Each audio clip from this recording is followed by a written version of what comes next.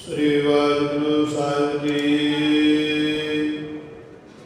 दोहरा। श्री सतगुर पूर्ण पुरखा दे निज को दीनार। गुरमत दे रुखसत करियो गमन्यो नगर मजार। दोहरा। श्री सतगुर पूर्ण पुरखा।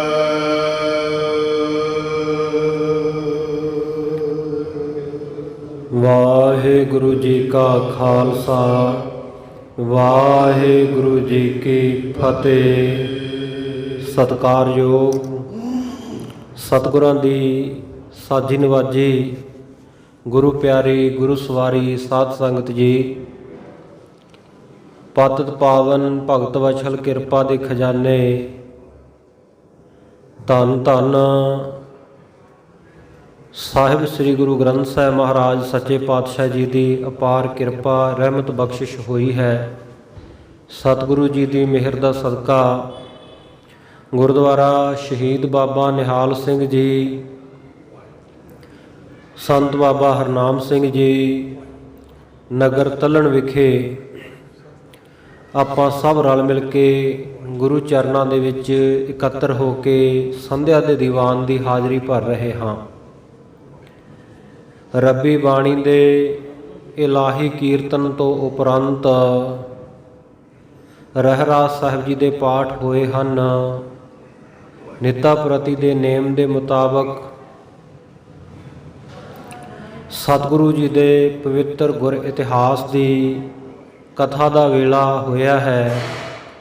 ਆਓ ਬੜੇ ਪਿਆਰ ਦੇ ਨਾਲ ਸਤਿਗੁਰੂ ਸਾਹਿਬ ਜੀ ਦੇ ਚਰਨਾਂ ਦੇ ਵਿੱਚ ਜੁੜ ਕਰਕੇ ਕਲਗੀਧਰ ਦਸ਼ਮੇਸ਼ ਪਿਤਾ ਜੀ ਦਾ ਸੋਹਣਾ ਸੁੰਦਰ ਇਤਿਹਾਸ ਸ਼ਰਧਾ ਭਾਵਨਾ ਦੇ ਨਾਲ ਸਰਵਣ ਕਰੀਏ। ਗੁਰੂ ਕੇ ਕੌਤਕਾਂ ਨੂੰ ਦੇਖ ਕੇ ਉਹਨਾਂ ਤੋਂ ਸਿੱਖਿਆ ਲਈਏ। ਸਤਿਗੁਰੂ ਸੱਚੇ ਪਾਤਸ਼ਾਹ ਮਾਲਵੇ ਦੀ ਧਰਤੀ ਨੂੰ ਤਾਰ ਕੇ ਮਾਲਾ ਮਾਲ ਮਾਲਵਾ ਕਰਕੇ ਭਾਈ ਡੱਲਾ ਸਿੰਘ, ਭਾਈ ਰਾਮ ਸਿੰਘ, ਭਾਈ ਪਰਮ ਸਿੰਘ, ਭਾਈ ਧਰਮ ਸਿੰਘ ਇਤਿਆਦਿਕ ਹੋਰ ਬਹੁਤ ਸਾਰੇ ਸਿੱਖਾਂ ਦੇ ਸਮੇਤ ਹਜ਼ੂਰ ਨੇ ਦੱਖਣ ਦਿਸ਼ਾ ਵੱਲ ਨੂੰ ਚਾਲਾ ਮਾਰਿਆ ਹੈ।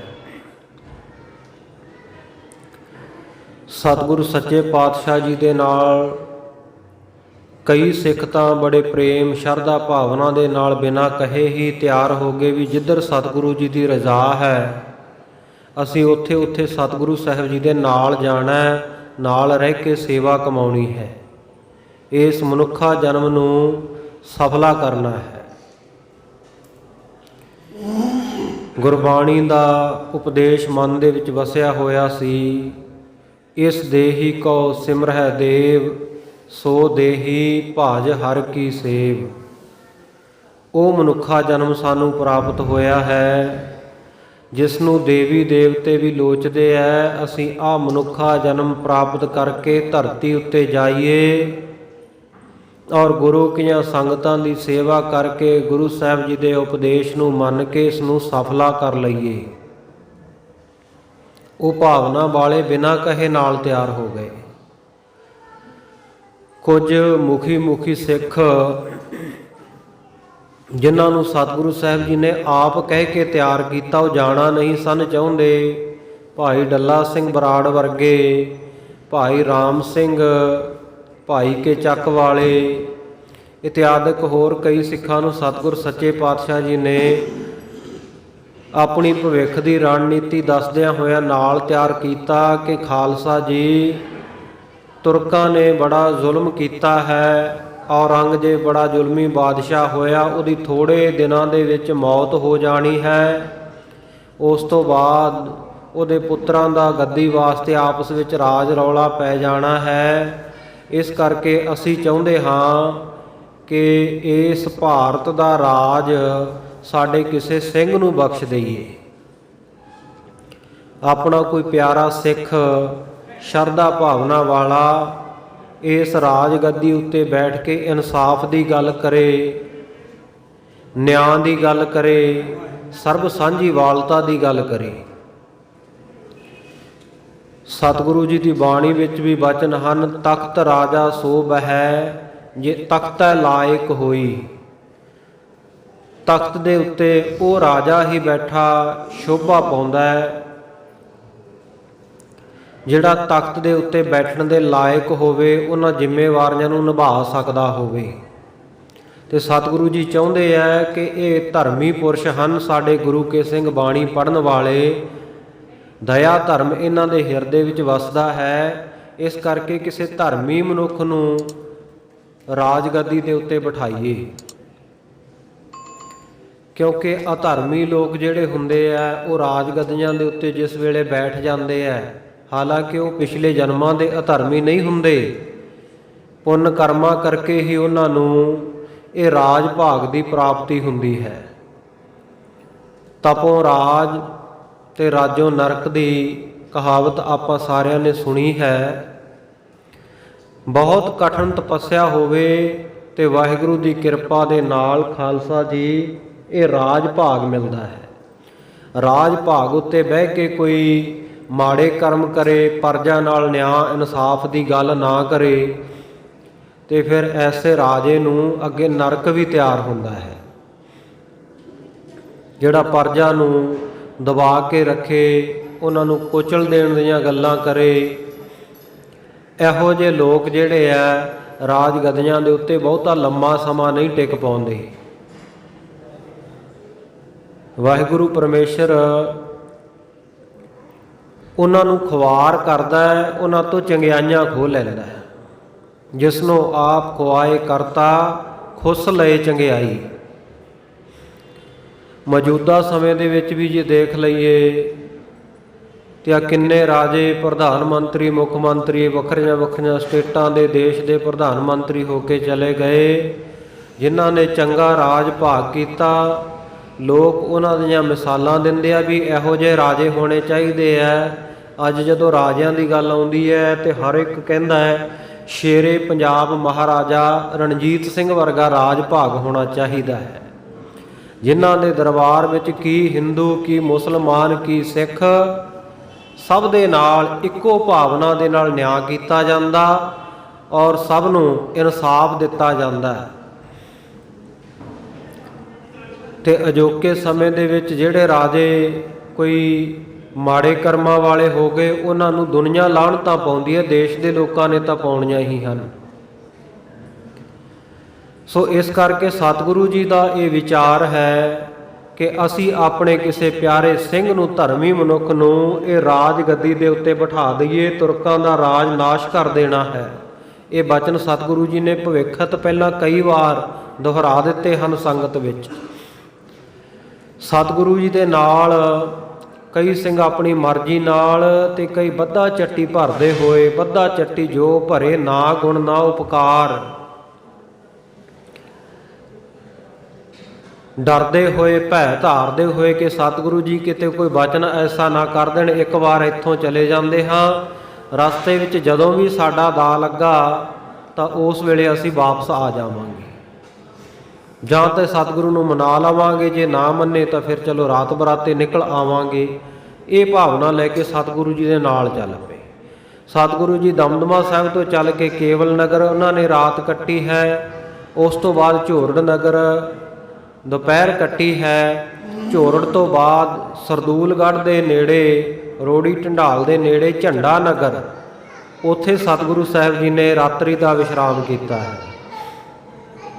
ਉਸ ਤੋਂ ਬਾਅਦ ਸਤਿਗੁਰ ਸੱਚੇ ਪਾਤਸ਼ਾਹ ਜੀ ਸਰਸੇ ਗਏ ਹੈ। ਸਰਸੇ ਰਾਤ ਨੂੰ ਇਹ ਭਾਈ ਡੱਲਾ ਸਤਿਗੁਰੂ ਜੀ ਤੋਂ ਚੋਰੀਓਂ ਕੁਝ ਹੋਰ ਆਪਣੇ ਸਾਥੀਆਂ ਦੇ ਨਾਲ ਮਹਾਰਾਜ ਸੱਚੇ ਪਾਤਸ਼ਾਹ ਜੀ ਨੇ ਜਿਹੜੇ ਕੜੇ ਬਖਸ਼ੇ ਸੀ, ਕੰਗਣੇ ਨੂੰ ਸੋਨੇ ਦੇ, ਹੀਰੇ ਜੜਤ, ਉਹ ਲਾ ਕੇ ਮਹਾਰਾਜ ਦੇ ਪਲੰਘੇ ਤੇ ਰੱਖਾਇਆ। ਸਤਿਗੁਰੂ ਜੀ ਦਾ ਬਖਸ਼ਿਆ ਹੋਇਆ ਸ਼ਸਤਰ ਖੰਡਾ ਗੁਰੂ ਮਹਾਰਾਜ ਜੀ ਦੇ ਪਲੰਘੇ ਦੇ ਨਾਲ ਲਾ ਕੇ ਧਰ ਆਇਆ। ਸਤਿਗੁਰੂ ਜੀ ਦੀਆਂ ਪ੍ਰਕਰਮਾਂ ਕਰਕੇ ਚੰਗੀ ਤਰ੍ਹਾਂ ਵੇਖ ਕੇ ਵੀ ਹੁਣ ਤੇ ਸਤਿਗੁਰੂ ਜੀ ਆਰਾਮ ਕਰਨ ਲੱਗ ਪਏ ਹਨ। ਬੜੀ ਚਲਾਕੀ, ਬੜੀ ਚੁਸਤੀ ਦੇ ਨਾਲ ਭਾਈ ਡੱਲਾ ਬਾਹਰ ਨਿਕਲਿਆ, ਘੋੜੇ ਤੇ ਸਵਾਰ ਹੋਇਆ, ਕੁਝ ਹੋਰ ਸਾਥੀਆਂ ਨੂੰ ਲੈ ਕੇ ਚਲਿਆ ਗਿਆ। ਸੋ ਇਸ ਪ੍ਰਕਾਰ ਸਤਿਗੁਰੂ ਸੱਚੇ ਪਾਤਸ਼ਾਹ ਜੀ ਨੇ ਜਿਸ ਵੇਲੇ ਆਵਾਜ਼ ਦਿੱਤੀ ਕਿ ਭਾਈ ਡੱਲਾ ਕਿੱਥੇ ਹੈ, ਸਾਡੇ ਕੋਲ ਬੁਲਾਓ, ਸਾਡੇ ਕੋਲੇ ਆ ਕੇ ਬੈਠੇ, ਤਾਂ ਉਸ ਵੇਲੇ ਸਾਧ ਸੰਗਤ ਜੀ ਇੱਕ ਫਕੀਰ ਨੇ ਬਚਨ ਕੀਤੇ, ਮਹਾਰਾਜ ਭਾਈ ਡੱਲਾ ਉਹ ਤਾਂ ਰਾਤ ਦਾ ਚਲਿਆ ਗਿਆ, ਨਾ ਡੱਲਾ ਨਾ ਮੱਲਾ, ਗੁਰੂ ਤਾਂ ਹੁਣ ਕੱਲਾ ਹੀ ਕੱਲਾ। ਇਹ ਬਚਨ ਕਰ ਦਿੱਤੇ। ਸਤਿਗੁਰ ਸੱਚੇ ਪਾਤਸ਼ਾਹ ਜੀ ਬੜੇ ਅਫਸੋਸ ਦੇ ਨਾਲ ਕਿ ਅਸੀਂ ਰਾਜ ਭਾਗ ਬਖਸ਼ਣ ਲੱਗੇ ਆਂ, ਪਰ ਇਹ ਭਾਈ ਡੱਲਾ ਇਹ ਰਾਤ ਦੇ ਹਨੇਰੇ ਵਿੱਚ ਚੋਰੀਆਂ ਚਲਿਆ ਗਿਆ, ਨਾਲ ਕਿੰਨੇ ਸਿੰਘ, ਘਰਵਾਰਾ ਸਿੰਘ, ਦਰਬਾਰਾ ਸਿੰਘ ਇਤਿਆਦਿਕ ਨਾਲ ਇਸ ਦੇ ਚਲੇ ਗਏ। ਸੋ ਸਤਿਗੁਰ ਸੱਚੇ ਪਾਤਸ਼ਾਹ ਜੀ ਨੇ ਬੜੇ ਪਛਤਾਵੇ ਦੇ ਨਾਲ ਆਖਿਆ, ਓਹੋ ਭਾਈ ਡੱਲੇ, ਤੇਰਾ ਕਿਹੜਾ ਐਸਾ ਮਾੜਾ ਕਰਮ ਆ ਗਿਆ, ਸਦਾ ਹੀ ਸਾਡੇ ਨਾਲ ਬਚਨ ਕਰਦਾ ਰਹਿੰਦਾ ਸੀ ਕਿ ਅਸੀਂ ਆਪਣੇ ਚਰਨਾਂ ਦੇ ਵਿੱਚ ਪੀੜੀ ਜਿੰਨੀ ਜਗ੍ਹਾ ਭਾਈ ਡੱਲਿਆ ਤੈਨੂੰ ਬਖਸ਼ ਦਈਏ, ਇਹ ਤੂੰ ਹਮੇਸ਼ਾ ਜਾਚਨਾ ਕਰਦਾ ਸੀ।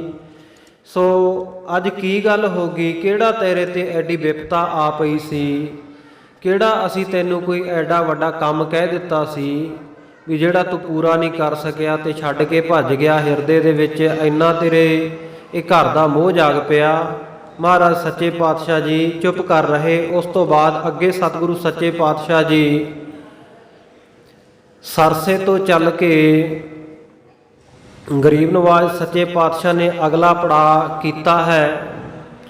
ਅਗਲੇ ਪੜਾਅ ਦੇ ਉੱਤੇ ਸਤਿਗੁਰੂ ਸੱਚੇ ਪਾਤਸ਼ਾਹ ਜੀ ਦੇ ਨਾਲ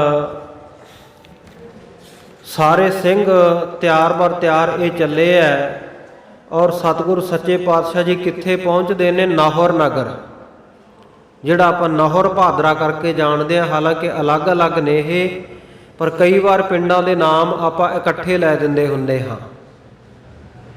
ਸੋ ਇਹ ਨਾਹਰ ਭਾਦਰਾ ਅਲੱਗ-ਅਲੱਗ ਜਗ੍ਹਾ 'ਤੇ ਨੇ। ਸਤਿਗੁਰੂ ਜੀ ਨਾਹਰ ਤੋਂ ਬਾਅਦ ਭਾਦਰੇ ਜਾਂਦੇ ਆ।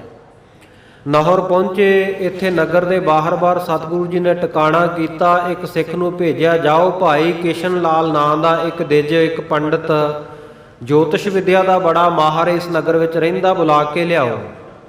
ਪੂਰਬ ਵੱਲ ਚੜ੍ਹਦੇ ਵੱਲ ਉਹਦਾ ਘਰ ਹੈ। ਸਿੱਖ ਗਿਆ, ਬੁਲਾ ਕੇ ਲਿਆਇਆ। ਦਿਜ ਨੇ ਆ ਕੇ ਮੱਥਾ ਟੇਕਿਆ। ਸਤਿਗੁਰੂ ਸੱਚੇ ਪਾਤਸ਼ਾਹ ਜੀ ਨੇ ਨਿਹਾਲ ਕੀਤਾ।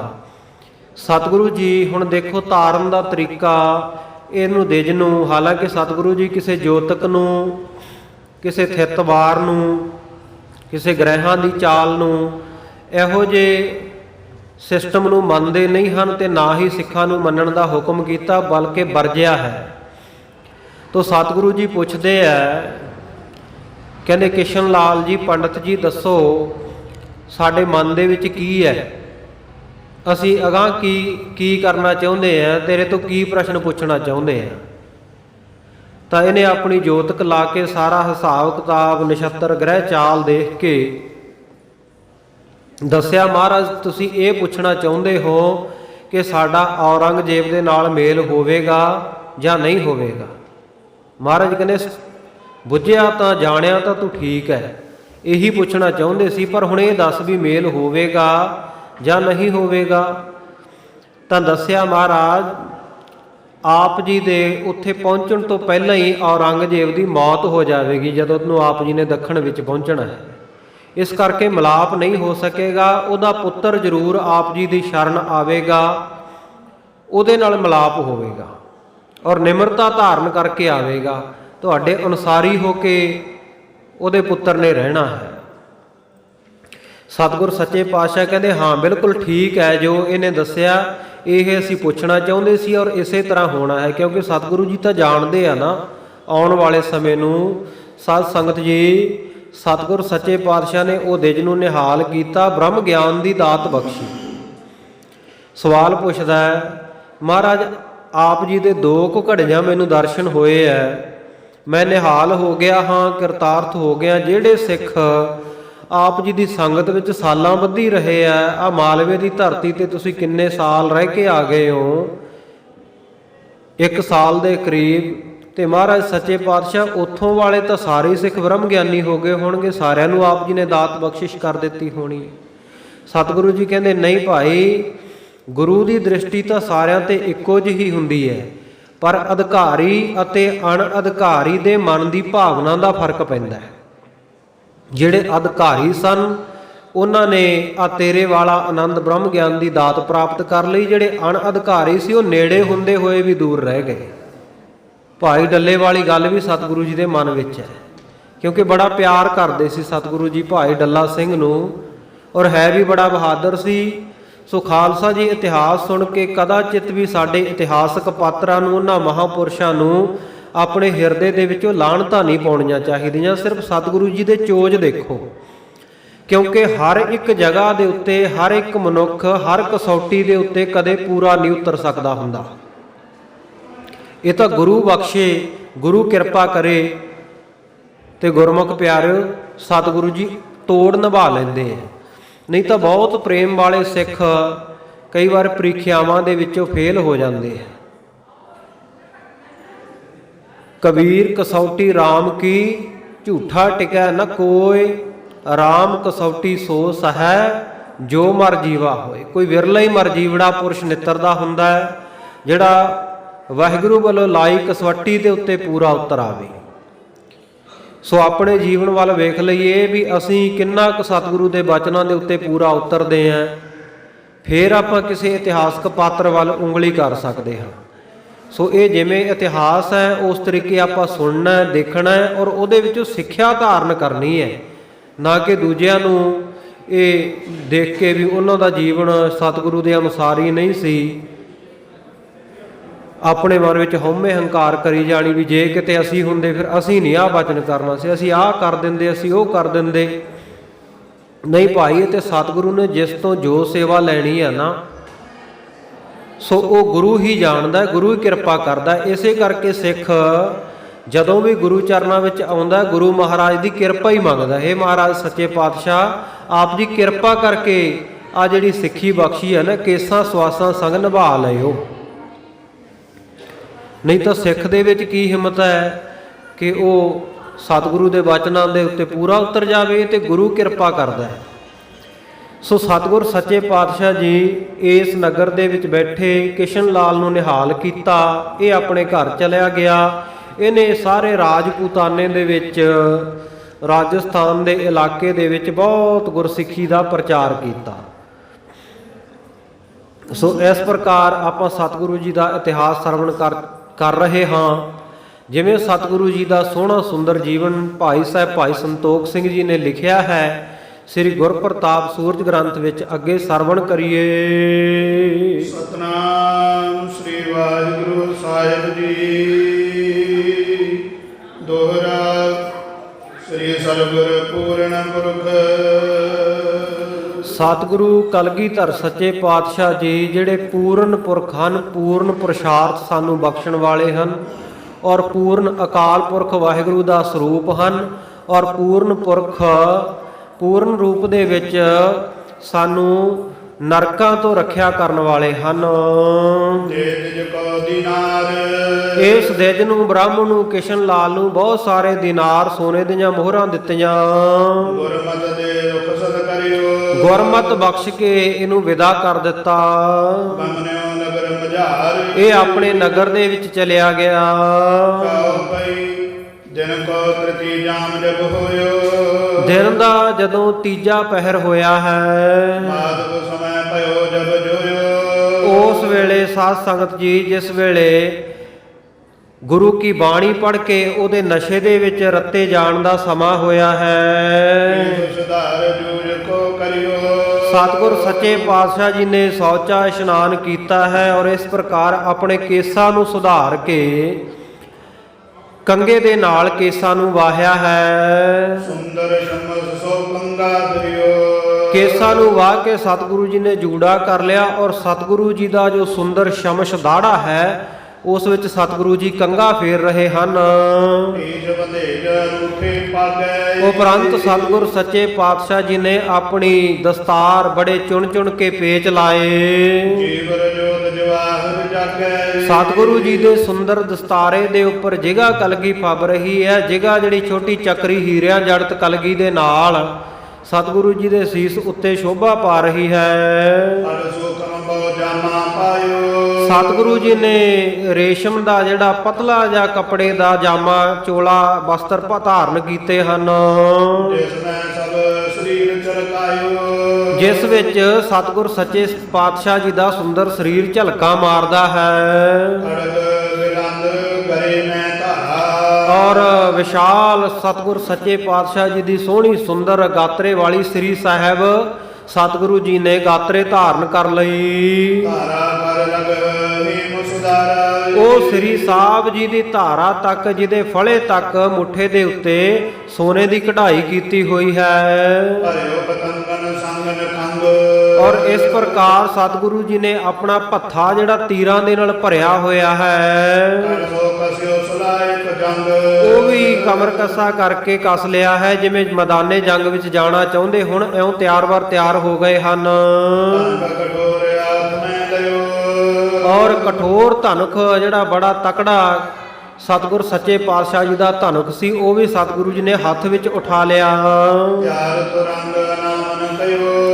ਔਰ ਸਤਿਗੁਰੂ ਜੀ ਨੇ ਆਪਣਾ ਘੋੜਾ ਤਿਆਰ ਕਰਕੇ ਮੰਗਵਾ ਲਿਆ ਤੇ ਉਹਦੇ ਉੱਤੇ ਅਸਵਾਰ ਹੋ ਗਏ। ਨਵਰ ਨਗਰ ਕਹਿ ਨ ਵੇਦ। ਕਿੱਥੇ ਜਾਣਾ ਚਾਹੁੰਦੇ ਐ? ਜਿਹੜੇ ਨੌਹਰ ਨਗਰ ਦੇ ਬਾਹਰ-ਬਾਹਰ ਸਤਿਗੁਰੂ ਜੀ ਬਿਰਾਜੇ ਹੋਏ ਐ, ਉਹ ਨਗਰ ਦੇਖਣਾ ਚਾਹੁੰਦੇ ਆ। ਉਹ ਨਗਰ ਦੇ ਅੰਦਰ ਜਾ ਕੇ ਨਗਰ ਦੇ ਵਸਿੰਦਿਆਂ ਨੂੰ ਮਿਲਣਾ ਚਾਹੁੰਦੇ ਹਨ। ਬਨੇ ਸਤਿਗੁਰ ਬਨੇ ਸੁਚੇਤ। ਸਤਿਗੁਰੂ ਸੱਚੇ ਪਾਤਸ਼ਾਹ ਜੀ ਸਾਰੇ ਸਿੰਘਾਂ ਦੇ ਨਾਲ ਸੁਚੇਤ ਸਾਵਧਾਨ ਹੋ ਕੇ ਇਹ ਨਗਰ ਵਿੱਚ ਚਲੇ ਗਏ। ਇਹ ਤਕ ਸਿੰਘ ਪਦਾਤੀ ਸਾਥੀ। ਕਿੰਨੇ ਹੀ ਸਿੰਘ ਘੋੜ ਸਵਾਰ ਨੇ ਤੇ ਕਿੰਨੇ ਸਤਿਗੁਰੂ ਜੀ ਦੇ ਨਾਲ ਪੈਦਲ ਚਾਲਾ ਮਾਰਦੇ ਹਨ। ਜਾਏ ਪ੍ਰਵੇਸ਼ੇ ਪੁਰ ਮੈਂ ਨਾਥ।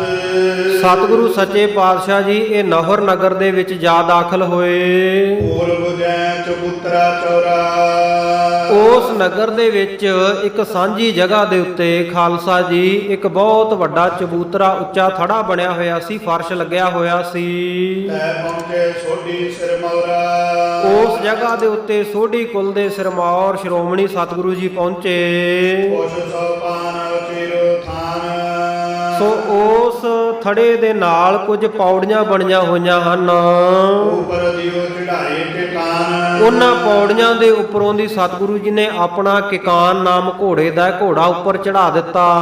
ਤਲ ਉੱਚੇ ਚੜ ਕਰ ਥਿਰ ਥਈ। ਸਤਿਗੁਰੂ ਜੀ ਇਸ ਉੱਚੀ ਜਗ੍ਹਾ ਦੇ ਉੱਤੇ ਘੋੜੇ ਦੇ ਉੱਤੇ ਅਸਵਾਰ ਹੋ ਕੇ ਖੜੇ ਹਨ। ਦੂਰ ਦੂਰ ਲੱਗਦੀ ਕਦ ਭਈ। ਸਤਿਗੁਰੂ ਜੀ ਦੂਰ ਦੂਰ ਤੱਕ ਨਿਗਾਹ ਮਾਰਦੇ ਆ, ਨਜ਼ਰ ਮਾਰ ਰਹੇ ਹਨ। ਦਾਸ ਸੁਰਾਹੀ ਦਾਰ ਤਰੇਤੀ। ਉਸ ਵੇਲੇ ਸਤਿਗੁਰੂ ਸੱਚੇ ਪਾਤਸ਼ਾਹ ਜੀ ਦੇ ਨਾਲ ਜਿਹੜਾ ਇੱਕ ਸਿੱਖ ਠੰਡਾ ਜਲ ਘੜੇ ਦੇ ਵਿੱਚ ਪਾ ਕੇ ਸੁਰਾਹੀ ਦੇ ਵਿੱਚ ਪਾ ਕੇ ਨਾਲ ਸੇਵਾ ਵਿੱਚ ਹਾਜ਼ਰ ਰਹਿੰਦਾ ਸੀ। ਚਲਿਓ ਧਾਏ ਕਰ ਬੀਗ ਧਰੀ ਥੀ। ਉਹਨੇ ਕਿਹਾ ਵੀ ਸੋਚਿਆ ਮਨ ਵਿੱਚ ਕਿ ਸਤਿਗੁਰੂ ਸੱਚੇ ਪਾਤਸ਼ਾਹ ਜੀ ਨੂੰ ਜਲ ਛਕਾ ਦਈਏ, ਤੇ ਉਹ ਧਾ ਕੇ ਬੜੀ ਤੇਜ਼ੀ ਦੇ ਨਾਲ ਦੌੜ ਕੇ ਇਸ ਥੜੇ ਉੱਤੇ ਚੜ ਗਿਆ। ਪੰਜੋ ਤੈ ਗੁਰੂ ਕੇ ਪਾਸ। ਸਤਿਗੁਰੂ ਜੀ ਦੇ ਕੋਲ ਪਹੁੰਚਣਾ ਚਾਹੁੰਦਾ ਹੈ, ਅਰਸੋ ਦਰਿਓ ਕਬੂਤਰ ਨਾਚ। ਪਰ ਇਸ ਸਿੱਖ ਦੇ ਪੈਰਾਂ ਦੇ ਹੇਠ ਆ ਕੇ ਇੱਕ ਕਬੂਤਰ ਮਰ ਗਿਆ। ਤੈ ਨਰਕਨ ਬੈਠੇ ਰਿਸਥਾਨੀ। ਜਿਹੜੇ ਪਿੰਡ ਦੇ ਨਗਰ ਦੇ ਲੋਕ ਉੱਥੇ ਬੈਠੇ ਸੀ ਨਾ, ਨੌਹਰ ਦੇ ਨਿਵਾਸੀ, ਉਹਨਾਂ ਸਾਰਿਆਂ ਨੇ ਜਦੋਂ ਦੇਖਿਆ ਤਾਂ ਕਰਮ ਤੈ ਕੀਨ ਬਖਾਨੀ। ਉਹ ਸਿੱਖ ਦੇ ਨਾਲ ਝਗੜਾ ਕਰਨ ਲੱਗ ਪਏ, ਪੁੱਛਣ ਲੱਗ ਪਏ ਵੀ ਕਹਿੰਦੇ ਤੂੰ ਆਹ ਬੜਾ ਮਾੜਾ ਕੰਮ ਕਰ ਦਿੱਤਾ। ਰਹਿ ਕਬੂਤਰੇ ਤੁਮ ਕਬੂਤਰ। ਇਸ ਚਬੂਤਰੇ ਦੇ ਉੱਤੇ, ਇਸ ਥੜੇ ਦੇ ਉੱਤੇ ਖਾਲਸਾ ਜੀ ਬਹੁਤ ਸਾਰੇ ਕਬੂਤਰਾਂ ਦਾ ਝੁੰਡ ਬੈਠਾ ਹੁੰਦਾ ਸੀ। ਹਤਿਓ ਪਿਖੇ ਬਿਨ ਦਇਓ ਕਬੂਤਰ। ਕਹਿੰਦੇ ਤੂੰ ਬਿਨਾਂ ਦੇਖੇ ਉੱਪਰ ਨੂੰ ਚੜ ਗਿਆ ਹੈ ਤੇ ਇਹ ਕਬੂਤਰ ਦੀ ਹੱਤਿਆ ਕਰ ਦਿੱਤੀ, ਮਾਰ ਦਿੱਤਾ। ਸਤਿਗੁਰ ਕਹਿਓ ਕਾਂ ਹੋਏ ਗਇਓ। ਜਦੋਂ ਸਤਿਗੁਰੂ ਜੀ ਨੇ ਦੇਖਿਆ ਵੀ ਮੇਰੇ ਸਿੰਘ ਨੂੰ, ਮੇਰੇ ਸਾਥੀ ਨੂੰ ਇਹ ਝਿੜਕ ਰਹੇ ਆ ਪਿੰਡ ਵਾਲੇ, ਸਤਿਗੁਰ ਸੱਚੇ ਪਾਤਸ਼ਾਹ ਉਹਨਾਂ ਨੂੰ ਹਟਾਉਂਦੇ ਹੋਏ ਕਹਿਣ ਲੱਗੇ, ਕਹਿੰਦੇ ਕੋਈ ਗੱਲ ਨਹੀਂ ਭਾਈ, ਕੀ ਹੋ ਗਿਆ? ਬਿਨ ਸਨ ਕੋ ਸਗਰੇ ਤਨ ਕਹਿਓ। ਕਹਿੰਦੇ ਜਿੰਨੀਆਂ ਦੇਹਾਂ ਜਿੰਨੇ ਤਨ ਹੈ, ਚਾਹੇ ਮਨੁੱਖਾਂ ਦੇ ਹੈ, ਚਾਹੇ ਅਜੀਵ ਜੰਤੂਆਂ ਪਸ਼ੂ ਪੰਛੀਆਂ ਦੇ ਹੈ, ਇਹ ਸਾਰੇ ਬਿਨਸਣਹਾਰ ਹੀ ਹੈ, ਇਹਨਾਂ ਨੇ ਆਖਰ ਇੱਕ ਦਿਨ ਮਰਨਾ ਹੀ ਹੈ। ਏਕ ਮਰੇ ਤੇ ਅਚਰਜ ਕਹਾਂ। ਕਹਿੰਦੇ ਜੇ ਇੰਨੇ ਕਬੂਤਰਾਂ ਦੇ ਵਿੱਚੋਂ ਇੱਕ ਚੜ੍ਹਾਈ ਵੀ ਕਰ ਗਿਆ, ਮਰ ਵੀ ਗਿਆ, ਤੇ ਫਿਰ ਕਿਹੜੀ ਅਚਰਜ ਗੱਲ ਹੋ ਗਈ। ਹੋਣਹਾਰ ਪਰ ਰਿਸ ਕਿਆ ਲਹਾ। ਕਹਿੰਦੇ ਇਹਦੀ ਹੋਣੀ ਸੀ, ਇਹਨੇ ਮਰਨਾ ਹੀ ਇਸ ਤਰ੍ਹਾਂ ਸੀ, ਤੇ ਹੋਣੀ ਦੇ ਉੱਤੇ ਫਿਰ ਕੀ ਚਾਰਾ ਚੱਲ ਸਕਦਾ ਹੈ। ਚਿੰਤਾ ਤਾਂ ਕੀ ਕੀਜੀਐ ਜੋ ਅਨਹੋਨੀ ਹੋਏ, ਇਹ ਮਾਰਗ ਸੰਸਾਰ ਕੋ ਨਾਨਕ ਥਿਰ ਨਹੀਂ ਕੋਈ। ਸਤਿਗੁਰੂ ਜੀ ਕਹਿੰਦੇ ਜਿਹੜੀ ਹੋਣਹਾਰ ਆ ਉਹ ਤਾਂ ਹਰ ਹੀਲੇ ਹੋ ਕੇ ਰਹਿੰਦੀ ਹੈ, ਉਹਦੇ ਚਿੰਤਾ ਕਾਹਦੇ ਵਾਸਤੇ ਕਰਨੀ ਹੈ। ਕਹਿੰਦੇ ਐਵੇਂ ਤੁਸੀਂ ਫਿਕਰ ਨਾ ਕਰੋ। ਸੁਨ ਸਾ ਬੋਲੇ ਭਲ ਤੁਮ ਆਈ। ਉਸ ਵੇਲੇ ਪਿੰਡ ਵਾਲੇ, ਨਹਰ ਵਾਲੇ ਜਿਹੜੇ ਲੋਕ ਸੀ, ਸੁਣ ਕੇ ਸਤਿਗੁਰੂ ਜੀ ਨੂੰ ਵੀ ਗੁੱਸੇ ਵਿੱਚ ਬੋਲੇ। ਕਹਿੰਦੇ ਚੰਗੇ ਤੁਸੀਂ ਸਾਡੇ ਪਿੰਡ ਵਿੱਚ ਆਏ ਹੋ। ਸਰਬ ਕਬੂਤਰ ਦਿਓ ਮਰਾਈ। ਕਹਿੰਦੇ ਜੇ ਇੱਕ ਦੇ ਮਾਰਨ ਨਾਲ ਕੁਝ ਨਹੀਂ ਹੁੰਦਾ ਤੇ ਫਿਰ ਸਾਰੇ ਹੀ ਮਾਰ ਦਿਓ। ਸੁਣ ਗੁਰ ਕਹਿਓ ਜੇ ਅਸ ਮਨ ਆਈ। ਸਤਿਗੁਰੂ ਸੱਚੇ ਪਾਤਸ਼ਾਹ ਸਾਹਿਬ ਸੁਭਾਏ ਕਹਿੰਦੇ ਚੰਗਾ ਭਾਈ, ਫਿਰ ਜੇ ਤੁਹਾਡੇ ਮਨ ਵਿੱਚ ਆ ਇੱਛਾ ਬਣ ਆਈ ਹੈ। ਮਰੇ ਕਬੂਤਰ ਅਬ ਸਮਦਾਈ। ਕਹਿੰਦੇ ਲਓ ਫਿਰ ਹੁਣ ਸਾਰੇ ਹੀ ਕਬੂਤਰ ਮਰ ਜਾਣਗੇ। ਬਚਨ ਗੁਰੂ ਕੇ ਕਹਿਣੇ ਕਰਕੇ। ਸਤਿਗੁਰ ਸੱਚੇ ਪਾਤਸ਼ਾਹ ਜੀ ਨੇ ਜਿਸ ਵੇਲੇ ਆ ਬਚਨ ਕੀਤੇ, ਜਦੇ ਕਬੂਤਰ ਗਿਰੇ ਸੋ ਮਰ ਕੇ। ਜਿੰਨੇ ਕਬੂਤਰ ਸੀ ਖਾਲਸਾ ਜੀ ਉਸ ਥੜੇ ਉੱਤੇ ਝੁੰਡ ਬੈਠਾ ਨਾ, ਸਾਰੇ ਹੀ ਉਸ ਵੇਲੇ ਮਰ ਗਏ। ਬੋਲੋ ਸਤਨਾਮ ਸ੍ਰੀ ਵਾਹਿਗੁਰੂ। ਸਾਧੂ ਬੋਲੇ ਸਹਿਜ ਸੁਭਾਏ, ਸਾਧੂ ਕਾ ਬੋਲਿਆ ਬਿਰਥਾ ਨਾ ਜਾ। ਸਤਿਗੁਰੂ ਜੀ ਦਾ ਬਚਨ ਹੋ ਗਿਆ। ਕਹਿੰਦੇ ਲਓ ਵੀ ਪਿੰਡ ਵਾਲਿਓ, ਜੇ ਤੁਸੀਂ ਕਹਿੰਦੇ ਵੀ ਸਾਰੇ ਕਬੂਤਰ ਮਾਰ ਦਿਓ, ਤੇ ਕਹਿੰਦੇ ਆ ਲਓ ਫਿਰ ਸਾਰੇ ਹੀ ਮਰ ਗਏ। ਇਸ ਤਰ੍ਹਾਂ ਸਾਰੇ ਕਬੂਤਰਾਂ ਦੀ ਮੌਤ ਹੋ ਗਈ। ਬੋਲੋ ਹਜ਼ਾਰਨ ਕੀਰਨ ਥਾਨ। ਸੋ ਸਤਿਗੁਰ ਸੱਚੇ ਪਾਤਸ਼ਾਹ ਜੀ ਉਸ ਜਗ੍ਹਾ ਤੇ ਜਿੱਥੇ ਹਜ਼ਾਰਾਂ ਹੀ ਕੀਰਨ ਕਬੂਤਰ ਸਨ, ਹੀਰ ਨਰ ਗਏ ਭਈ ਹੈਰਾਨ। ਜਦੋਂ ਦੇਖਿਆ ਵੀ ਆ ਹਜ਼ਾਰਾਂ ਹੀ ਕਬੂਤਰ ਸਤਿਗੁਰੂ ਦਾ ਬਚਨ ਕਰਨ ਦੇ ਨਾਲ ਮਰ ਗਏ ਐ, ਸਾਰੇ ਪਿੰਡ ਵਾਲੇ ਬੜੇ ਹੈਰਾਨ ਹੋ ਕੇ ਦੇਖਦੇ ਹਨ। ਇਹ ਅਜਮਤ ਜੁਦ ਪੁਰਖ ਦਸਾਲੀ। ਉਹਨਾਂ ਨੇ ਜਾਣ ਲਿਆ ਕਿ ਗੁਰੂ ਗੋਬਿੰਦ ਸਿੰਘ ਮਹਾਰਾਜ ਜਿਹੜੇ ਇਹ ਸਾਡੇ ਪਿੰਡ ਵਿੱਚ ਆਏ ਐ, ਇਹ ਕੋਈ ਆਮ ਨਹੀਂ ਹੈਗੇ, ਆਮ ਇਨਸਾਨ ਨਹੀਂ। ਇਹ ਤੇ ਕੋਈ ਅਜ਼ਮਤ ਵਾਲੇ ਪੁਰਖ ਹੈ, ਕੋਈ ਕਰਨੀ ਵਾਲਾ ਪੁਰਖ ਸਾਡੇ ਨਗਰ ਵਿੱਚ ਮਹਾਪੁਰਖ ਆਇਆ ਹੈ। ਕਰੇ ਬਾਗ ਤੇ ਖੱਗ ਹੱਥ ਜਾਲੀ। ਜਿਨ੍ਹਾਂ ਦੇ ਇੱਕ ਬਚਨ ਕਰਨ ਦੇ ਨਾਲ ਸਾਰੇ ਹੀ ਕਬੂਤਰ ਮਰ ਗਏ। ਉੱਠ ਉੱਠ ਕਰ ਪਦ ਬੰਧਨ ਕਰੀ। ਉੱਠ ਉੱਠ ਕੇ ਇਹਨਾਂ ਸਾਰਿਆਂ ਨੇ ਸਤਿਗੁਰੂ ਜੀ ਦੇ ਚਰਨਾਂ ਨੂੰ ਫੜ ਲਿਆ, ਨਮਸਕਾਰ ਕੀਤੀ। ਜਿਉਂ ਭੂਲ ਪ੍ਰਤਪੂਰ ਜੇ ਉਚਰੀ। ਮਾਫੀ ਮੰਗਣ ਲੱਗ ਪਏ। ਮਹਾਰਾਜ ਸੱਚੇ ਪਾਤਸ਼ਾਹ ਸਾਡੀ ਭੁੱਲ ਦੀ ਮਾਫੀ ਦੇ ਦਿਓ, ਜਿਹੜੇ ਅਸੀਂ ਗਲਤ ਬਚਨ ਤੁਹਾਨੂੰ ਬੋਲ ਬੈਠੇ। ਬਰਾਬਰ ਕੋ ਪ੍ਰਤਾਪ ਨਹਿ ਜਾਣਾ। ਆਪ ਜੀ ਦਾ ਤੇਜ ਪ੍ਰਤਾਪ ਅਸੀਂ ਪਹਿਲਾਂ ਜਾਣਿਆ ਨਹੀਂ। ਅਬ ਜਾਣਾ ਜਬ ਬਾਤ ਬਖਾਨਾ। ਮਹਾਰਾਜ ਸਾਨੂੰ ਤਾਂ ਹੁਣ ਯਕੀਨ ਹੋਇਆ, ਹੁਣ ਜਾਣਿਆ ਸੀ ਤਾਂ ਹੁਣ ਸਮਝ ਵਿੱਚ ਆਇਆ ਜਦੋਂ ਆਪ ਜੀ ਨੇ ਆਹ ਬਚਨ ਕਰ ਦਿੱਤਾ ਕਬੂਤਰਾਂ ਵਾਲਾ। ਮਰੇ ਕਬੂਤਰ ਦਿਓ ਜਵਾਈ। ਮਹਾਰਾਜ ਹੁਣ ਸਾਡੀ ਬੇਨਤੀ ਹੈ ਵੀ ਅਸੀਂ ਤਾਂ ਭੁੱਲ ਕਰ ਬੈਠੇ, ਆਪ ਜੀ ਨੂੰ ਇਹ ਕਹਿ ਬੈਠੇ, ਆਪ ਜੀ ਕਿਰਪਾ ਕਰੋ ਆ ਜਿੰਨੇ ਕਬੂਤਰ ਆ ਬਚਨ ਕਰਨ ਦੇ ਨਾਲ ਮਰੇ ਆ ਨਾ, ਇਹਨਾਂ ਨੂੰ ਆਪ ਜੀ ਜਿੰਦੇ ਕਰ ਦੇਵੋ।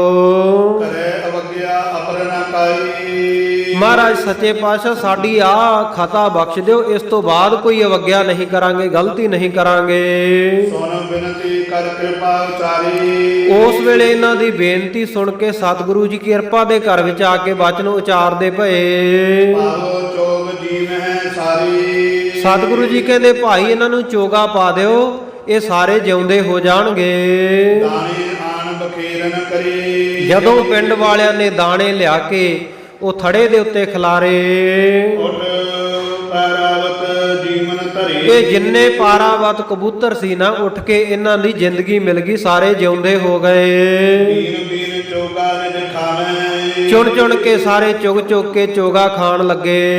ਹੇਰ ਹੇਰ ਸਗਰੇ ਬਿਸਮਾਵੇਂ। ਦੇਖ ਦੇਖ ਕੇ ਸਾਰੇ ਲੋਕ ਬੜੇ ਹੈਰਾਨ ਹੋਏ। ਸਿਰ ਤੇ ਪੈਰਨ ਤੇ ਜੋ ਮਰਿਓ। ਪਰ ਖਾਲਸਾ ਜੀ ਜਿਹੜਾ ਕਬੂਤਰ ਸਿੱਖ ਦਾ ਪੈਰ ਧਰਨ ਦੇ ਨਾਲ ਮਰ ਗਿਆ ਸੀ, ਸੋ ਨੈ ਜਿਉ ਰਹਿਓ ਧਰ ਪਰਿਓ। ਉਹ ਨਹੀਂ ਜਿਉਂਦਾ ਹੋਇਆ, ਉਹ ਓਵੇਂ ਜੇ ਕੋਈ ਧਰਤੀ ਦੇ ਉੱਤੇ ਮਰਿਆ ਪਿਆ ਹੈ। ਤਿਸ ਕੋ ਦੇਖਤ ਬਉਰ ਚਾਰੀ। ਉਸ ਨੂੰ ਦੇਖ ਕੇ ਪਿੰਡ ਵਾਲਿਆਂ ਨੇ ਫੇਰ ਬੇਨਤੀ ਕੀਤੀ।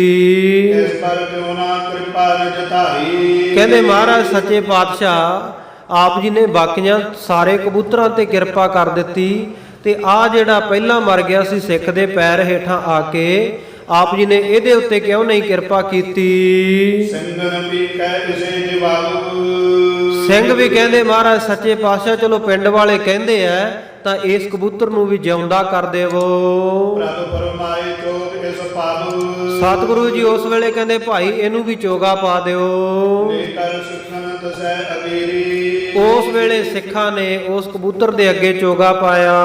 ਮੋਠ ਬਾਜਰੀ ਜਬੈ ਬਕੀਰੀ। ਜਦੋਂ ਮੋਠ ਬਾਜਰੀ ਦਾ ਚੋਗਾ ਉਹਦੇ ਅੱਗੇ ਖਿਲਾਰਿਆ ਉਠ ਜੀਵਿਓ ਹੇਰਤ ਬਿਸਮਾਈ। ਉਹ ਵੀ ਉੱਠ ਕੇ ਜਿਉਂਦਾ ਹੋ ਗਿਆ। ਬੋਲੋ ਸਤਨਾਮ ਸ੍ਰੀ ਵਾਹਿਗੁਰੂ। ਕਿਉਂਕਿ ਗੁਰੂ ਵਿੱਚ ਇਹ ਸਮਰੱਥਾ ਹੈ, ਗੁਰੂ ਦੀ ਦ੍ਰਿਸ਼ਟੀ ਦੇ ਵਿੱਚ ਅੰਮ੍ਰਿਤ ਹੈ। ਅੰਮ੍ਰਿਤ ਕਹਿੰਦੇ ਆ ਸੰਗਤ ਜੀ ਜਿਹੜਾ ਮ੍ਰਿਤੂ ਤੋਂ ਰਹਿਤ ਕਰ ਦੇਵੇ। ਮੌਤ ਆਈ ਹੈ, ਮੌਤ ਤੋਂ ਰਹਿਤ ਕਰ ਦਿੱਤਾ ਸਤਿਗੁਰੂ ਜੀ ਨੇ ਇਹ ਕਬੂਤਰ ਨੂੰ। ਸਤਿਗੁਰ ਮੇਰਾ ਮਾਰ ਜੀ ਵਾਲਾ ਹੈ, ਸਤਿਗੁਰ ਮੇਰਾ ਸਰਬ ਪ੍ਰਤਪਾਲ ਹੈ। ਉਹ ਸਾਰਿਆਂ ਦੀ ਪ੍ਰਤਪਾਲਣਾ ਕਰਦਾ, ਸਾਰਿਆਂ ਨੂੰ ਰੋਜੀ ਵੀ ਦੇਣ ਵਾਲਾ ਹੈ ਤੇ ਉਹ ਮਰਿਆ ਹੋਇਆਂ ਨੂੰ ਜਿਉਂਦੇ ਕਰਨ ਦੀ ਵੀ ਸਮਰੱਥਾ ਰੱਖਦਾ। ਮਿਰਤਕ ਕਉ ਪਾਇਓ ਤਨ ਸਾਸਾ, ਵਿਛਰਤ ਆਨ ਮਿਲਾਇਆ। ਪਸ਼ੂ ਪ੍ਰੇਤ ਮੁਗਧ ਭਏ ਸਰੋਤੇ, ਹਰ ਨਾਮਾ ਮੁਖ ਗਾਇਆ। ਉਹ ਵਾਹਿਗੁਰੂ ਪਰਮੇਸ਼ਰ ਦਾ ਸਰੂਪ ਕਲਗੀਧਰ ਪਾਤਸ਼ਾਹ ਗੁਰੂ ਨਾਨਕ ਦੀ 10ਵੀਂ ਜੋਤ ਉਹਨਾਂ ਨੇ ਕਿਰਪਾ ਕਰ ਦਿੱਤੀ। ਇਹ ਕਬੂਤਰ ਜਿਉਂਦਾ ਕਰ ਦਿੱਤਾ। ਲਿਆਈ ਉਪਾਇ ਨੂੰ ਸੀਸ ਨਵਾਈ। ਪਿੰਡ ਵਾਲਿਆਂ ਨੂੰ ਬੜੀ ਭਾਰੀ ਸ਼ਰਧਾ ਵੱਜ ਗਈ। ਵੱਖੋ ਵੱਖਰੀਆਂ ਭੇਟਾਵਾਂ ਉਪਾਇਨ ਲਿਆ ਕੇ ਸਤਿਗੁਰੂ ਸੱਚੇ ਪਾਤਸ਼ਾਹ ਜੀ ਨੂੰ ਭੇਟ ਕੀਤੀਆਂ, ਨਮਸਕਾਰਾਂ ਕੀਤੀਆਂ। ਸ੍ਰੀ ਗੁਰੂ ਸਜਾਸ ਸੁਨਿਓ ਹਮ ਜੈਸੀ। ਤੇ ਕਹਿੰਦੇ ਭਾਈ ਆ ਗੁਰੂ ਗੋਬਿੰਦ ਸਿੰਘ ਮਹਾਰਾਜ ਜੀ ਦਾ ਜਸ, ਇਹਨਾਂ ਦੀ ਵਡਿਆਈ ਜਿਸ ਪ੍ਰਕਾਰ ਦੀ ਅਸੀਂ ਸੁਣੀ ਸੀ। ਦਰਸ਼ਨ ਕਰਿਓ ਆਪ ਕੋ ਤੈਸੀ। ਹੇ ਮਹਾਰਾਜ ਸੱਚੇ ਪਾਤਸ਼ਾਹ ਆਪ ਜੀ ਦੇ ਬਿਲਕੁਲ ਉਹੇ ਜਿਹੇ ਸਾਨੂੰ ਦਰਸ਼ਨ ਹੋਏ। ਜੈਸਾ ਸਤਿਗੁਰ ਸੁਣੀਦਾ ਤੈਸੋ ਹੀ ਮੈਂ ਡੀਠ, ਵਿਛੜਿਆ ਮੇਲੇ ਪ੍ਰਭੂ ਹਰ ਦਰਗਹਿ ਕਾ ਬਸੀਠ। ਜਿਹੋ ਜਿਹਾ ਸਤਿਗੁਰੂ ਜੀ ਆਪ ਜੀ ਬਾਰੇ ਸੁਣਿਆ ਸੀ ਬਿਲਕੁਲ ਉਹੇ ਜਿਹਾ ਹੀ ਡਿੱਠਾ। ਗੁਰਮੁਖੋ ਸਤਿਗੁਰੂ ਤਾਂ ਅੱਜ ਬਹੁਤ ਲੋਕ ਕਹਾਉਂਦੇ ਐ। ਵਰਤਮਾਨ ਸਮੇਂ ਦੇ ਵਿੱਚ ਵੇਖ ਲਓ ਵੱਖ-ਵੱਖ ਡੇਰੇ ਖੁੱਲੇ ਆ, ਉੱਥੇ ਉਹਨਾਂ ਦੇ ਚੇਲੇ ਚੇਲੀਆਂ ਇਕੱਠੇ ਹੋ ਕੇ ਜਾਂਦੇ ਆ, ਸਾਡਾ ਗੁਰੂ ਸਾਡਾ ਸਤਿਗੁਰੂ। ਪਰ ਕੀ ਕਿਸੇ ਵਿੱਚ ਸਮਰੱਥਾ ਹੈ ਸੀ ਮਰਿਆਂ ਨੂੰ ਜਿਉਂਦੇ ਕਰਦੇ? ਜਾਂ ਜਿਸ ਤਰ੍ਹਾਂ ਦਾ ਬਾਹਰ ਪ੍ਰਚਾਰ ਕੀਤਾ ਜਾਂਦਾ, ਜਿਸ ਤਰ੍ਹਾਂ ਦਾ ਉਹਨਾਂ ਬਾਰੇ ਸੁਣ ਕੇ ਜਾਂਦੇ ਆ ਲੋਕ, ਕੀ ਉਹੇ ਜੇ ਜਾ ਕੇ ਵੇਖਦੇ ਆ ਉਹਨਾਂ ਨੂੰ? ਨਹੀਂ, ਬਾਹਰੋਂ ਦਿਖਾਵਾ ਕੁਝ ਹੋਰ ਹੁੰਦਾ ਤੇ ਅੰਦਰ ਕੁਝ ਹੋਰ ਦੇਖਣ ਨੂੰ ਮਿਲਦਾ। ਇਹ ਤੇ ਕਲਗੀਧਰ ਪਾਤਸ਼ਾਹ ਗੁਰੂ ਨਾਨਕ ਦਾ ਘਰ ਹੀ ਹੈ ਕਿ ਜੈਸਾ ਸਤਿਗੁਰ ਸੁਣੀਦਾ ਤੈਸੋ ਹੀ ਮੈਂ ਡੀਠ। ਨਗਰ ਵਾਲੇ ਕਹਿੰਦੇ ਮਹਾਰਾਜ ਜਿਹੋ ਜਿਹਾ ਆਪ ਜੀ ਬਾਰੇ ਸੁਣਿਆ ਸੀ ਬਿਲਕੁਲ ਉਹੇ ਜਿਹੇ ਦਰਸ਼ਨ ਹੋ ਗਏ ਹਨ। ਦੋਏ ਘਰੀ ਠਹਿਰੇ ਗੁਰ ਤਾਂ। ਉਸ ਜਗ੍ਹਾ ਦੇ ਉੱਤੇ ਨਹੁਰ ਨਗਰ ਦੇ ਵਿੱਚ ਸਤਿਗੁਰੂ ਜੀ 2 ਘੜੀਆਂ ਠਹਿਰੇ। ਪੁਨ ਗਮਨੇ ਬਾਜ਼ਾਰ ਵੜ ਜਾਂ। ਫਿਰ ਸਤਿਗੁਰੂ ਜੀ ਇਹ ਨਗਰ ਦੇ ਜਿਹੜੇ ਬਾਜ਼ਾਰ ਸੀ ਵੱਡੇ ਬਣੇ ਹੋਏ ਉਧਰ ਨੂੰ ਚਾਲਾ ਮਾਰਦੇ ਨੇ। ਬੜੇ ਧਨਾੜ ਬਨਕ ਵਿਵਹਾਰੂ। ਤੇ ਇਹ ਨੌਹਰ ਨਗਰ ਦੇ ਵਿੱਚ ਖਾਲਸਾ ਜੀ ਬਹੁਤ ਧਨਾੜ ਲੋਕ ਰਹਿੰਦੇ ਸੀ, ਬੜੇ ਅਮੀਰ ਲੋਕ ਰਹਿੰਦੇ ਸੀ, ਬੜੇ ਤਕੜੇ ਤਕੜੇ ਜਿਹੜੇ ਵਪਾਰੀਆਂ ਦਾ ਇਹ ਨਗਰ ਸੀ। ਹਾਟਣ ਮੈਂ ਦਿਨਾਰ ਅੰਬਾਰੂ। ਇਹਨਾਂ ਦੀਆਂ ਹੱਟੀਆਂ ਦੇ ਵਿੱਚ ਕੀ ਦੇਖਦੇ ਐ ਕਿ ਬਹੁਤ ਸਾਰੇ ਦਿਨਾਰਾਂ ਦੇ ਅੰਬਾਰ ਲੱਗੇ ਹੋਏ ਆ, ਸੋਨੇ ਦੀਆਂ ਮੋਹਰਾਂ ਢੇਰਾਂ ਦੇ ਢੇਰ ਪਏ ਹਨ। ਗਿਣਤੀ ਕਾਂ ਰਜਤ ਪਣ ਤੇਰੀ। ਤੇ ਰਜਤਪਣ ਨਾਮ ਹੈ ਚਾਂਦੀ ਦਾ। ਚਾਂਦੀ ਦੇ ਸਿੱਕੇ ਜਿਹੜੇ, ਸੋ ਉਹਨਾਂ ਦੀ ਤਾਂ ਕੋਈ ਗਿਣਤੀ ਮਿਣਤੀ ਨਹੀਂ ਕਿੰਨੇ ਕੁ ਪਏ ਹਨ। ਔਰ ਇਸੇ ਤਰ੍ਹਾਂ ਹੀਰੇ ਮੋਤੀ ਮੁਕਤਾ ਪ੍ਰਵਾਲ ਇਤਿਆਦਿ ਵੱਖਰੀਆਂ ਵੱਖਰੀਆਂ ਕਿਸਮਾਂ ਹਨ, ਉਹ ਵੀ ਸਤਿਗੁਰਾਂ ਨੇ ਦੇਖੇ। ਬਹੁਤ ਸਾਰੀਆਂ ਸੋਨੇ ਦੀਆਂ ਮੋਹਰਾਂ ਜਿਹੜੀਆਂ ਉਹਨਾਂ ਨੂੰ ਦੇਖ ਕੇ ਸਤਿਗੁਰੂ ਜੀ ਬੜੇ ਆਨੰਦਿਤ ਹੋਏ, ਪ੍ਰਸੰਨ ਹੋਏ। ਉਸ ਵੇਲੇ ਨਾਹੌਰ ਦੇ ਵਿੱਚ ਮੋਹਰਾਂ ਪਈਆਂ ਦੇਖ ਕੇ ਸਿੰਘਾਂ ਨੂੰ ਬਚਨ ਕੀਤਾ। ਨਾਹੌਰ ਗੁਰੂ ਕੀ ਮੋਹਰ। ਸਤਿਗੁਰੂ ਜੀ ਨੇ ਇਹ ਭਵਿੱਖਤ ਵਾਕ ਕੀਤੇ ਉੱਥੇ, ਕਹਿੰਦੇ ਨਾਹੌਰ ਗੁਰੂ ਕੀ ਮੋਹਰ। ਇਹ ਜਿਹੜਾ ਨਾਹੌਰ ਨਗਰ ਹੈ ਇੱਥੇ ਜਿਹੜੀਆਂ ਮੋਹਰਾਂ ਪਈਆਂ ਨਾ ਇਹ ਗੁਰੂ ਕੀਆਂ ਹੀ ਹੈ, ਇਹ ਗੁਰੂ ਘਰ ਵਿਖੇ ਹੀ ਆ ਜਾਣਗੀਆਂ। ਉਹ ਕਿਵੇਂ ਆਉਣਗੀਆਂ? ਕਹਿੰਦੇ ਜਦੋਂ ਸਾਡਾ ਖਾਲਸਾ ਬਹੁਤ ਚੜ੍ਹਦੀ ਕਲਾ ਵਿੱਚ ਹੋ ਜਾਏਗਾ ਤੇ ਉਸ ਵੇਲੇ ਆ ਇਲਾਕੇ ਵਿੱਚ ਆਵੇਗਾ ਗੁਰੂ ਕਾ ਖਾਲਸਾ ਤੇ ਇਹ ਨਗਰ ਦੇ ਧਨਾੜ ਲੋਕਾਂ ਕੋਲੋਂ, ਵਪਾਰੀਆਂ ਕੋਲੋਂ ਗੁਰੂ ਕਾ ਖਾਲਸਾ ਗੁਰੂ ਘਰ ਦੀ ਸੇਵਾ ਵਾਸਤੇ ਇਹਨਾਂ ਮੋਹਰਾਂ ਨੂੰ ਲੁੱਟਮਾਰ ਕਰੇਗਾ। ਚੌਪਈ ਇਮ ਕੈ ਨਗਰ ਨਿਹਾਰਿਓ ਸਾਰਾ। ਇਸ ਤਰ੍ਹਾਂ ਕਹਿ ਕੇ ਸਤਿਗੁਰ ਸੱਚੇ ਪਾਤਸ਼ਾਹ ਜੀ ਨੇ ਸਾਰਾ ਨਗਰ ਦੇਖਿਆ। ਆਏ ਵੀਰੋ ਜਹ ਡਾਰਾ। ਫਿਰ ਮੁੜ ਆਏ ਜਿੱਥੇ ਸਤਿਗੁਰੂ ਜੀ ਨੇ ਡੇਰਾ ਲਾਇਆ ਹੋਇਆ ਸੀ, ਟਿਕਾਣਾ ਪੜਾਓ ਕੀਤਾ ਸੀ। ਨਾਮ ਖਾਨ ਕੋ ਸ਼ੀਨ ਤਲਾਈ। ਸੋ ਖਾਲਸਾ ਜੀ ਇਸ ਜਗ੍ਹਾ ਦਾ ਨਾਮ ਸ਼ੀਨ ਤਲਾਈ ਹੈ। ਉੱਥੇ ਸਤਿਗੁਰੂ ਜੀ ਦਾ ਹੁਣ ਇਤਿਹਾਸਕ ਸੁੰਦਰ ਗੁਰਦੁਆਰਾ ਸਾਹਿਬ ਹੈ ਸ਼ੀਨ ਤਲਾਈ। ਔਰ ਜਿੱਥੇ ਸਤਿਗੁਰੂ ਜੀ ਨੇ ਕਬੂਤਰ ਜਿਉਂਦੇ ਕੀਤੇ ਉਸ ਜਗ੍ਹਾ ਦਾ ਨਾਮ ਗੁਰਦੁਆਰਾ ਕਬੂਤਰਸਰ ਸਾਹਿਬ ਹੈ, ਇਤਿਹਾਸਕ ਅਸਥਾਨ ਸਤਿਗੁਰੂ ਜੀ ਦਾ। ਸੋ ਇਹ ਸ਼ੀਨ ਤਲਾਈ ਵਾਲੀ ਜਗ੍ਹਾ ਪਹੁੰਚੇ। ਜੈ ਕਰੇ ਕਿਸ ਬਸਨ ਗੁਸਾਈ। ਸੋ ਸਤਿਗੁਰ ਸੱਚੇ ਪਾਤਸ਼ਾਹ ਜੀ ਨੇ ਇੱਥੇ ਰਾਤ ਦਾ ਉਤਾਰਾ ਕਰਕੇ ਰਾਤ ਬਤੀਤ ਕੀਤੀ। ਖਾਨ ਪਾਨ ਕਰ ਸੈਨਾ ਸਾਰੀ। ਖਾਨ ਪਾਨ ਕਰਕੇ ਭੋਜਨ ਪ੍ਰਸ਼ਾਦਾ ਛਕ ਕੇ ਸਾਰੀ ਜਿਹੜੀ ਗੁਰੂ ਦੀ ਫੌਜ ਹੈ ਸੁਖਤ ਜਥਾ ਸੁਖ ਰਾਤ ਗੁਜ਼ਾਰੀ। ਸਾਰਿਆਂ ਨੇ ਬੜੇ ਸੁੱਖ ਆਰਾਮ ਲੈ ਕੇ ਰਾਤ ਬਤੀਤ ਕੀਤੀ। ਲੂਟਨ ਬਚਨ ਗੁਰੂ ਜੋ ਭਲਿਓ। ਜਿਹੜਾ ਸਤਿਗੁਰੂ ਜੀ ਨੇ ਨਹੁਰ ਗੁਰੂ ਕੀ ਮੋਹਰ ਸਿੰਘ ਆਵੇਂਗੇ ਤਬ ਲੁੱਟेंगे ਵਾਲਾ ਬਚਨ ਕੀਤਾ। ਉਹ ਪੂਰਨ ਭਾ ਹਮ ਜਿਮ ਸੁਨਿਓ। ਭਾਈ ਸਾਹਿਬ ਜੀ ਕਹਿੰਦੇ ਉਹ ਸਤਿਗੁਰੂ ਜੀ ਦੇ ਬਚਨ ਪੂਰਨ ਹੋਏ, ਅਸੀਂ ਇਹ ਵਡੇਰਿਆਂ ਤੋਂ ਸੁਣਿਆ ਹੈ। ਬਰਖ 18 ਸੈਰੋ ਇਕਾਦਸ਼। 1800 ਅਤੇ ਇਕਾਦਸ਼ 10 ਤੋਂ 1 ਉੱਤੇ 1811 ਬਿਕਰਮੀ ਸੰਮਤ ਵਿੱਚ ਪੰਥ ਖਾਲਸਾ ਗਮਨਿਓ ਬਰਬਸ। ਖਾਲਸਾ ਪੰਥ ਇਸ ਪਾਸੇ ਨੂੰ ਸਾਧ ਸੰਗਤ ਜੀ ਮੱਲੋ ਮੱਲੀ ਵਹੀਰਾ ਘੱਤ ਕੇ ਪਹੁੰਚ ਗਿਆ। 1804 ਬਿਕਰਮੀ ਸੰਮਤ ਦੇ ਵਿੱਚ ਮਾਤਾ ਸੁੰਦਰੀ ਜੀ ਸਰੀਰ ਛੱਡਦੇ ਐ। ਉਸ ਤੋਂ ਬਾਅਦ ਖਾਲਸਾ ਜਿਹੜਾ ਹੰਨੇ ਹੰਨੇ ਸਰਦਾਰੀ ਹੋਈ, ਮਿਸਲਾਂ ਕਾਇਮ ਹੋਈਆਂ, ਛੋਟੇ ਛੋਟੇ ਨਗਰਾਂ ਨੂੰ ਜਿੱਤ ਕੇ ਆਪੋ ਆਪਣੀਆਂ ਰਿਆਸਤਾਂ ਕਾਇਮ ਕਰਦਾ ਗਿਆ ਖਾਲਸਾ। ਜਿੱਧਰ ਵੀ ਜਿਹਦਾ ਦਾ ਲੱਗਦਾ, ਜ਼ੋਰ ਪੈਂਦਾ, ਉੱਥੇ ਆਪਣਾ ਰਾਜ ਭਾਗ ਗੁਰੂ ਕੇ ਸਿੰਘ ਸਰਦਾਰ ਕਾਇਮ ਕਰ ਲੈਂਦੇ ਸਨ। ਸੋ ਇਸ ਪ੍ਰਕਾਰ ਇਸ ਦਿਸ਼ਾ ਵੱਲ ਵੀ ਗੁਰੂ ਕਾ ਖਾਲਸਾ ਨੌਹਰ ਨਗਰ ਦੇ ਵਿੱਚ ਮੱਲੋ ਮੱਲੀ ਆ ਪਹੁੰਚਿਆ। ਚੂਰੂਪੁਰ ਕੀ ਸੁਨ ਬੜ ਮਾਇਆ। ਇਸ ਇਲਾਕੇ ਵਿੱਚ ਆਇਆ, ਪਹਿਲਾਂ ਚੁਰੂ ਨਗਰ ਦੇ ਵਿੱਚ ਗਿਆ, ਜਿਹੜਾ ਚੁਰੂ ਰਾਜਸਥਾਨ ਦਾ ਜ਼ਿਲ੍ਹਾ, ਇਹ ਰਾਜਪੂਤਾਨੇ ਦਾ। ਸੋ ਉਸ ਪਾਸੇ ਖਾਲਸੇ ਨੇ ਧਾਵਾ ਕੀਤਾ। ਪੰਥ ਖਾਲਸੇ ਗਮਨਿਓ ਬਰਿੰਦ ਖਾਲਸੇ ਕੋ ਦਲ ਧਾਇਆ। ਸੋ ਸਾਰਾ ਖਾਲਸੇ ਦਾ ਦਲ ਉਧਰ ਚੁਰੂ ਨਗਰ ਵੱਲ ਨੂੰ ਹੋ ਤੁਰਿਆ। ਪਹੁੰਚੇ ਟਿਕਟ ਸੁਣੀ ਸਭ ਬਾਤ। ਜਦੋਂ ਇਹ ਚੁਰੂ ਦੇ ਨੇੜੇ ਪਹੁੰਚੇ ਤਾਂ ਸਾਰਿਆਂ ਨੇ ਇਹ ਗੱਲਬਾਤ ਸੁਣੀ ਬਾਰੀ ਖਾਰਾ ਪੀਓ ਨਾ ਜਾਤ। ਕਿ ਇੱਥੋਂ ਦਾ ਜਿਹੜਾ ਬਾਰੀ ਨਾਮ ਪਾਣੀ ਦਾ ਹੈ, ਇੱਥੋਂ ਦਾ ਪਾਣੀ ਜਿਹੜਾ ਬੜਾ ਖਾਰਾ ਹੈ ਤੇ ਇਹ ਪੀਣ ਯੋਗ ਨਹੀਂ ਹੈ, ਪੀਤਾ ਨਹੀਂ ਜਾ ਸਕਦਾ। ਜੇ ਪੀਵੇਂ ਲਾਗੇ ਅਤਸਾਰਾ।